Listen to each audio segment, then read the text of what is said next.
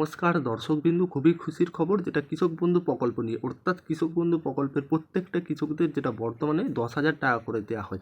অর্থাৎ আপনি কি এখন পর্যন্ত কৃষক বন্ধু প্রকল্পের নাম নথিভুক্ত নাই? আপনি কি ভাবছেন কৃষক বন্ধু প্রকল্পের আবেদন করতে চান?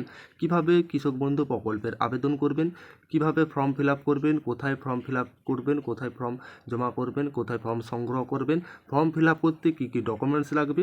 আর আপনি যদি না এখন পর্যন্ত কৃষক বন্ধু প্রকল্পের নাম নথিভুক্ত করে থাকেন, অবশ্যই কৃষক বন্ধু প্রকল্পের নাম নথিভুক্ত করে থাকুন।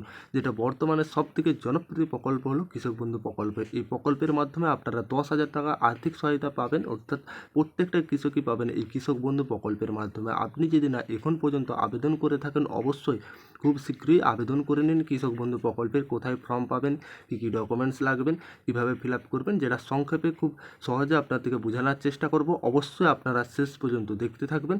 কৃষক বন্ধু প্রকল্পে যেটা নতুন করে আবেদন করবেন, ফর্ম পাবেন, কিভাবে ফিল আপ করবেন, কী কী ডকুমেন্টস লাগবে, আপনারা সমস্ত ডিটেলস আপনাদেরকে জানিয়ে দেবো। যেটা বর্তমানে 10,000 টাকা করে প্রত্যেকটা কৃষকই পাচ্ছেন। অর্থাৎ আপনি যদি না পেয়ে থাকেন, যেটা আবেদন করবেন, কিভাবে কোথায় আবেদন করবেন, সমস্ত কিছুটা কিন্তু আমরা জানিয়ে দেবো।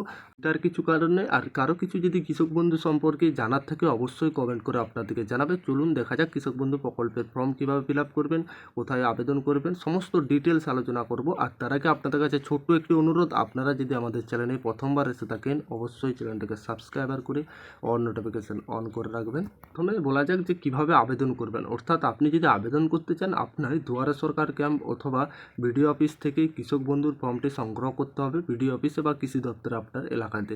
মূল আবেদনের ফর্মটির সাথে আরও দুটি যে জরুরি ফর্ম রয়েছে সেগুলো পূরণ করতে হবে। উপরিত উল্লেখিত যে নথিগুলি লাগবে, অর্থাৎ ডকুমেন্টস লাগবে, আপনাদের এর সঙ্গে জমা করতে হবে। কী কী জমা করতে হবে, যা ডকুমেন্টস চাইবেন, ফর্মটা সমস্ত কিছুই ফিল আপ করবেন। তারপরে যেখানে সংগ্রহ করবেন সেখানেই জমা নেবেন। যেটা জমির খতিয়ান, কৃষক বন্ধু প্রকল্পের আবেদন করার জন্য জমির খতিয়ান কপি প্রয়োজন, অর্থাৎ বিক্রেতার ভোটার কার্ড, জমি ক্রয়ের সময় ভোটার কার্ডের কপি প্রয়োজন।